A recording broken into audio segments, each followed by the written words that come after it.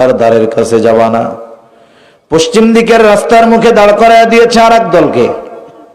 যারাই আসে তারা ঘোষণা করে দেয়, শোনো, মক্কা একজন লোক আছে মুহাম্মদ, খবরদার, সে কিন্তু জাদুকর, তার দ্বারের কাছেও যাবা না।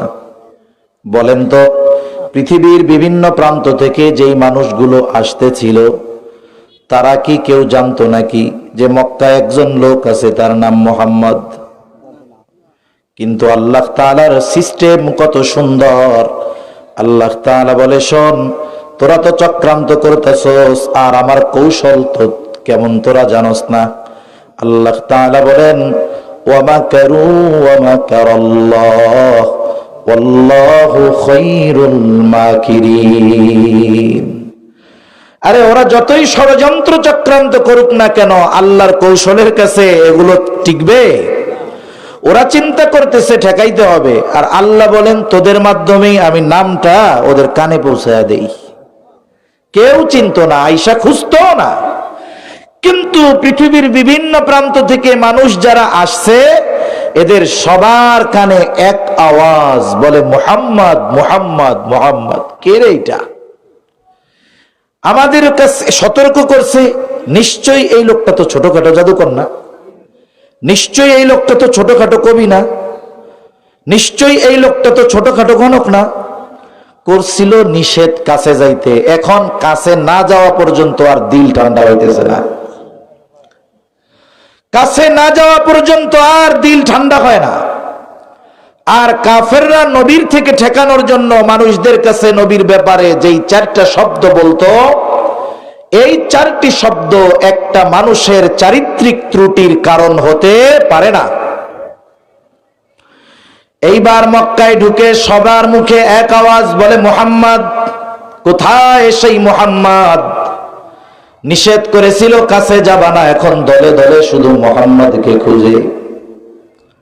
কেউ চায় জাদু দেখার জন্য, কেউ চায় কবিতা শোনার জন্য, কেউ চায় গণককে দেখার জন্য।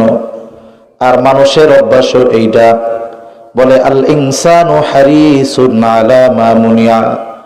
মানুষকে যেটা থেকে নিষেধ করা হয় সেটার প্রতি সে আকৃষ্ট হয় বেশি। আর এইখানে তো অন্তরে আকৃষ্টতা আল্লাহ তাআলা আরো বাড়ায়া দিচ্ছে, ঠিক কিনা বলে? এবার দলে দলে চলে গেছে কাছে, মুহাম্মদকে খুঁজতে খুঁজতে চলে গেছে। কেউ গেছে জাদু দেখার জন্য, কেউ গেছে কবিতা শোনার জন্য, কেউ গেছে জাদু দেখার জন্য, পাগল দেখার জন্য। বলেন তো, আমার আপনার নবী পাগল নাকি? জোরে বলেন, পাগল নাকি? আমার আপনার নবী কি গণক নাকি? আমার আপনার নবী জাদুকর নাকি? আমার আপনার নবী কবি নাকি? কিছুই না। নবীজির কাছে তো কিছুই নাই, শুধু আছে আল কোরআনুল কারীম। নবীর কাছে যে যায়, নবী তাকে কোরআন শোনায় দেয়। ১৫০০ বছর পরে এখনো বাংলাদেশ সহ গোটা পৃথিবীর বিভিন্ন জায়গায়, বিশেষ করে আমাদের দেশে শীতের মৌসুমে কোরআনুল কারীমের আয়োজন হয়, কেরাত সম্মেলন হয়, কেরাত মাহফিল হয়। পৃথিবীর বিভিন্ন প্রান্ত থেকে কারি সাহেবানরা আইসা তিলাওয়াত শোনায়। সাধারণ মানুষও কোরআন শুনতে যায়। যে ব্যক্তি কোরআন পড়তে পারে না দেখা, সেও কোরআন শুনতে যায়। কোরআন শোনে, আবার আইসা হুজুরদের কাছে অভিযোগও দেয়। কি বলে? কই হুজুর, কারি সাহেবরা কি অবস্থা, দাড়ি দুড়ি কিচ্ছু নেই, মুখের মধ্যে কি নাই। আইসা বলে যে একবার ক্রিম শেভ করে হুজুর। এর দ্বারা একটা জিনিস তো বোঝা যায় যে দেশের মানুষ দাড়িরে কিন্তু মহব্বত করে, নিজের না থাকলেও। নিজের দাড়ি নাই কিন্তু দাড়িওয়ালাকে মহব্বত করে। মনে করেন এক লোক সকালে একবার শেভ করে, বিকালে একবার শেভ করে, নামাজ কালাম পড়ে আবার, এরকম লোক আছে না অনেক। ওই লোক যদি মসজিদে যাইয়া দেখে নতুন ইমাম একটা রাখছে, ওর দলের লোক, ও সকাল বিকাল শেভ মারে, বলেন তো ওই দাড়িবিহীন লোকটা দাড়িবিহীন ইমামের পিছনে নামাজ পড়বো?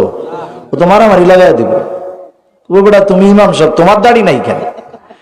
এর দ্বারা বোঝা যায় কি, নিজের না থাকলেও দাড়িবিহীন ইমাম, কারি সাহেব, মুয়াজ্জিন, মাদ্রাসার শিক্ষক, এগুলো তারা দেখতে রাজি নাই।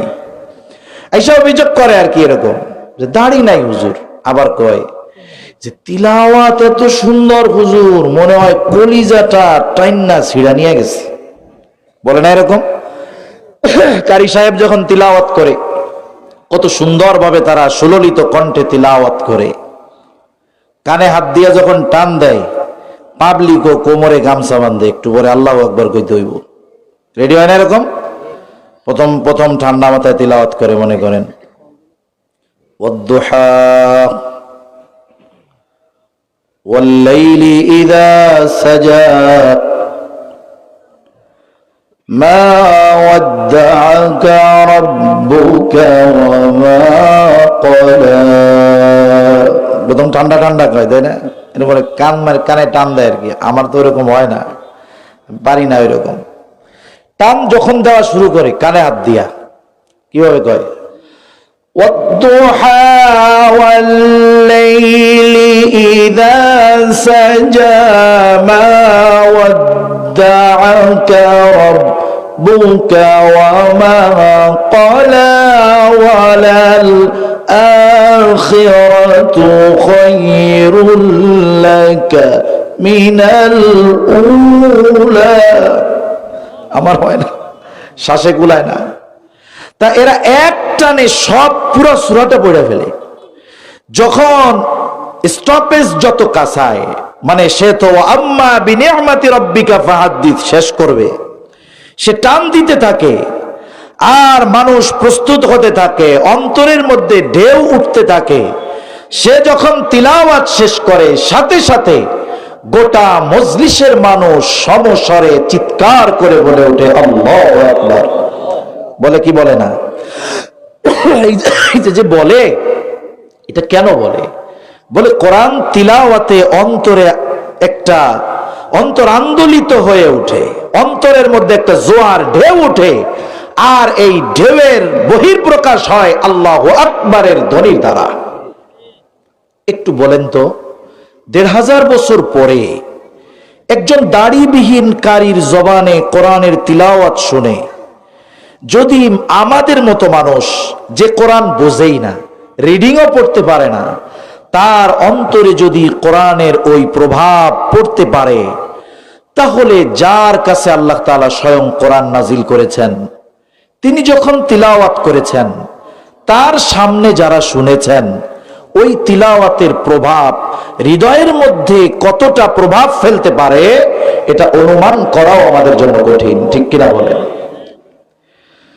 তাহলে তারা যাইতো জাদু দেখার জন্য, নবীজি শোনায় দিতেন কোরআন। আমাদের সামনে থাকার পরেও আমরা রাসূল আকরাম সাল্লাল্লাহু আলাইহি ওয়াসাল্লামের চারিত্রিক বৈশিষ্ট্যকে পরিপূর্ণ নিজেদের জীবনে আনতে পারতেছি না। এটা আমাদের জন্য বড় দুঃখের ব্যাপার। মনে রাখতে হবে, আমরা যদি গোটা পৃথিবীর নেতৃত্ব পুনরায় চাই, কাফেরদের হাতে লাঞ্ছিত, বঞ্চিত, অপমানিত যদি না হতে চাই, অবশ্যই অবশ্যই আমাদেরকে রাসূল সাল্লাল্লাহু আলাইহি ওয়াসাল্লামের চরিত্রের পরিপূর্ণ অনুসরণ করা লাগবে। কারণ নবীর চরিত্রের অনুসরণ ব্যতীত সফলতার দুয়ার আমাদের জন্য উন্মোচিত হবে না, এটা অসম্ভব। রাসূলুল্লাহ সাল্লাল্লাহু আলাইহি ওয়াসাল্লাম কেন গোটা সৃষ্টি জগতের জন্য অনুসরণীয়, অনুকরণীয়? একটা মানুষ গোটা সৃষ্টি জগতের সকলের জন্য অনুসরণীয় হওয়ার জন্য তার মধ্যে কিছু বিশেষ গুণাবলী থাকতে হয়। এই গুণাবলীগুলো পরিপূর্ণরূপে আমার আপনার নবীর মধ্যেই ছিল, অন্য কারো মধ্যে ছিল না। কয়েকটা গুণের কথা বইলা অল্প সময় আমি আলোচনা শেষ করে দিব ইনশাআল্লাহ। রাসূলুল্লাহ সাল্লাল্লাহু আলাইহি ওয়াসাল্লামের মধ্যে এক নাম্বার যেই গুণটা দরকার গোটা সৃষ্টি জগতের সকলের জন্য অনুসরণীয় হতে, কি দরকার? বলে তিনি কোন নির্দিষ্ট জাতি, গোষ্ঠী, সম্প্রদায়ের প্রতি প্রেরিত হতে পারবেন না, ওনাকে প্রেরিত হতে হবে সকলের জন্য। অথচ আমার আপনার নবীর আগে যত নবী এসেছে, সব নবী কোন না কোন গোত্র, কোন না কোন এলাকা, কোন না কোন বংশের জন্য নবী হিসাবে এসেছেন। কোরআনুল কারীমে সব নবী রাসূলের কথা আল্লাহ তাআলা বর্ণনা করেন নাই। আল্লাহ তাআলা যেমন একজন নবীর ব্যাপারে বলেন, ওয়া ইলা আদিন আখাহুম হুদা, আল্লাহ তাআলা বলেন আদ গোত্রের প্রতি আল্লাহ তাআলা তাদের ভাই হুদ আলাইহিস সালামকে নবী বানিয়ে পাঠিয়েছেন। ওয়া ইলা সামুদা আখাহুম সালিহা, সামুদ গোত্রের প্রতি তাদের ভাই সালেহ আলাইহিস সালামকে আল্লাহ নবী হিসাবে প্রেরণ করেছেন। ওয়া ইলা মাদিয়ানা আখাহুম শুআইবা, আল্লাহ তাআলা মাদিয়ানবাসীর জন্য শুআইব আলাইহিস সালামকে নবী বানিয়েছেন। মুসা আলাইহিস সালামের নাম কোরআনুল কারীমে সবচাইতে বেশি, সম্ভবত 162 বার।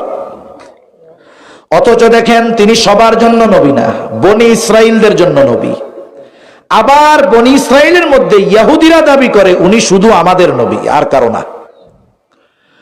ঈসা আলাইহিস সালাম কত বড় জলিলুল কদর পয়গম্বর, পিতাবিহীন আল্লাহ তাআলা ওনাকে দুনিয়াতে পাঠিয়েছে।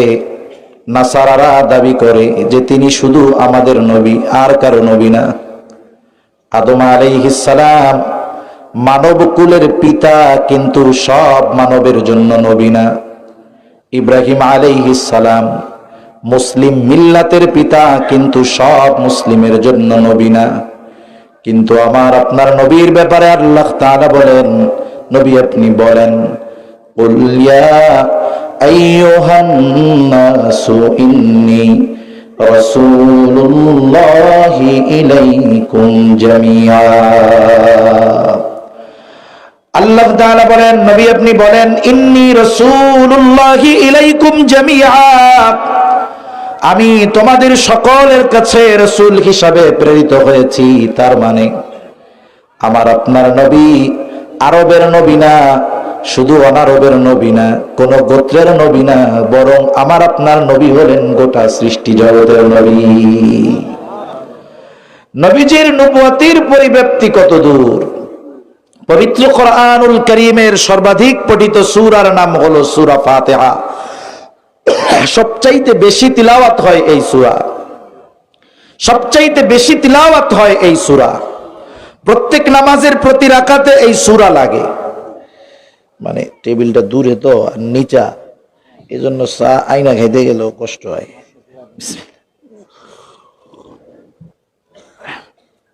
আলহামদুলিল্লাহ। সূরা ফাতিহা এমন এক সূরা প্রত্যেক নামাজের প্রতি রাকাতে লাগে। ইমামের পেছনে যখন পড়ি ইমাম পড়ে, যখন নিজেরা পড়ি নিজেদের লাগে। তার মানে এমন কোন নামাজ নাই, ওই নামাজের কোন রাকাতে সূরা ফাতিহা নাই, এমনটা হতে পারে না।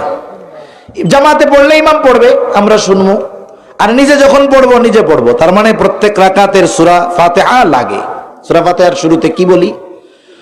আলহামদুলিল্লাহি রাব্বিল আলামিন। সূরা ফাতিহার শুরুতে আমরা বলি সকল প্রশংসা আল্লাহর জন্য। বলে আল্লাহকে, বলে জগৎ সমূহের প্রতিপালক রব। আল্লাহ তাআলা এই কথার দ্বারা প্রথমে একটা খবর আমাদেরকে দিয়েছেন যে আমার বান্দারা, তোমরা যদি মনে করো শুধুমাত্র এই পৃথিবী নামক একটা জগৎ আমি সৃষ্টি করেছি, তা নয়, বরং আরো অগণিত জগৎ আমি আল্লাহ সৃষ্টি করে রেখেছি। তাহলে যত জগৎ আছে সব জগতের রব প্রতিপালক কে? জোরে কই, আল্লাহ। জগৎ কত পৃথিবীতে হিসাব আছে? আরে প্রথম আসমানের নিচে যা আছে তার হিসাবও তো সম্ভব নয় করা। মহাকাশ নিয়ে যারা গবেষণা করে, বিশেষ করে আমেরিকার নাসা, এরা গবেষণা করে, এদেরকে যদি জিজ্ঞাসা করা হয় যে পৃথিবী মহাকাশের নিচে পৃথিবীর অবস্থানটা কেমন, আর কি অনেক বড় পৃথিবী, মহাকাশের নিচে এই পৃথিবীর অবস্থানটা কেমন, আমার মনে হয় ওরা বলবে মহাসমুদ্রের মধ্যে থেকে এক ফোঁটা পানির অবস্থান মহাসমুদ্রে যেমন, প্রথম আসমানের নিচে পৃথিবীর অবস্থান ওর চেয়ে বেশি নয়। সুবহানাল্লাহ। তাহলে এই জগৎ ছোট্ট একটা জগৎ, আরো অগণিত জগৎ সৃষ্টি করছেন কে? আল্লাহ। টেনশন করেন না, জান্নাতের জায়গার অভাব নাই। সবচেয়ে ছোটটা তো 10 গুণ, আল্লাহ যদি ওইটারে মেহেরবানি কইরা 700 গুণও দেয়, প্রথম আসমানের নিচের জায়গাও শেষ হবে না ইনশাআল্লাহ। সব জগতের রব হলেন আল্লাহ। ওই আল্লাহ আমার আপনার নবীর ব্যাপারে বলেন, ওয়ামা আরসালনাকা ইল্লা রাহমাতাল লিল আলামিন। আল্লাহ তাআলা বলেন, আপনাকে আমি শুধুমাত্র জগৎ সমূহের জন্য রহমত হিসাবে প্রেরণ করেছি। তাহলে যত জগৎ আছে সব জগৎ সমূহের রব হলেন আল্লাহ, আর জগৎ সমূহের রহমত হলেন মুহাম্মাদুর রাসূলুল্লাহ। আল্লাহ তাআলা যেই জায়গার রব, আমার আপনার নবীজিও সেই জায়গার রহমত। সুবহানাল্লাহ বলেন। আমার আপনার নবী যেই জায়গার রহমত, ওই পর্যন্ত পৌঁছিয়ে গিয়েছে আমার আপনার নবীজির নবুয়ত। সৃষ্টিকুলে একটা ইঞ্চি জায়গা নাই যেই জায়গার রব আল্লাহ নয়। অনুরূপ ভাবে সৃষ্টিকুলে একটা ইঞ্চি জায়গা নাই যেই জায়গার নবী মুহাম্মাদুর রাসূলুল্লাহ নয়। সুবহানাল্লাহ বলেন। তাহলে গোটা সৃষ্টি জগতের জন্য অনুসরণীয় হতে হলে প্রথম যেই যোগ্যতা দরকার, একমাত্র আমার আপনার নবীর মধ্যেই আছে, অন্য কারো মধ্যে নেই। দ্বিতীয় বিষয় যে তিনি শুধুমাত্র একমুখী জীবনধারায় অভ্যস্ত হবেন এমনটা নয়, বরং তার জীবনে বহুমুখী জীবন হবে। তার একটা মানুষ যদি হতাশাগ্রস্ত হয়ে সফলতা অর্জনে তার জীবনীর দিকে নজর দেয়, তাহলে প্রত্যেকটা জিনিস তার জীবনী থেকে সে বের করতে পারবে। এজন্য আমি একটু শুরুতে বলেছিলাম, কেউ যদি সেনাপতি হতে চায়, ঈসা আলাইহিস সালামকে অনুসরণ করে সেনাপতি হতে পারবে না। কেউ যদি আদর্শ শাসক হতে চায়, মুসা আলাইহিস সালামকে অনুসরণ করে আদর্শ শাসক হতে পারবে না। কিন্তু নবীজির জীবন হলো এমন এক জীবন, বহুমুখী জীবন, যেখানে যদি কেউ আদর্শ স্বামীও হতে চায় সেটাও পাবে, আদর্শ বিচারক যদি হতে চায় তাও পাবে। আমার আপনার নবীর জীবনে সুখ, দুঃখ, কষ্ট, ক্লেশ সব কিছু আছে, বহুমুখী এক জীবন। এটা বলতে গেলে আমার লম্বা সময় যাবে, এজন্য তার জীবন হবে বহুমুখী। তার জীবনে মানব জীবনের প্রতিটি দিক খুঁজে পাওয়া যাবে। সুবহানাল্লাহ। গোটা মানব জগতে যত দিক আছে তার জীবন আদর্শের মধ্যে খুঁজে পাওয়া যাবে। এইরকম এক জীবন ব্যবস্থা, এক হায়াত আল্লাহ তাআলা আমার আপনার নবীকে দান করছেন, আর কাউকে দেন নাই। তৃতীয় বিষয়টা হলো, আশেপাশে মনে হয় 7টায় নামাজ, তাই না? তাহলে আমরা 7টায় শেষ করে দিই, সুন্দর হবে, কারণ নামাজের সময় কথা আওয়াজ গেলে ডিস্টার্ব হবে।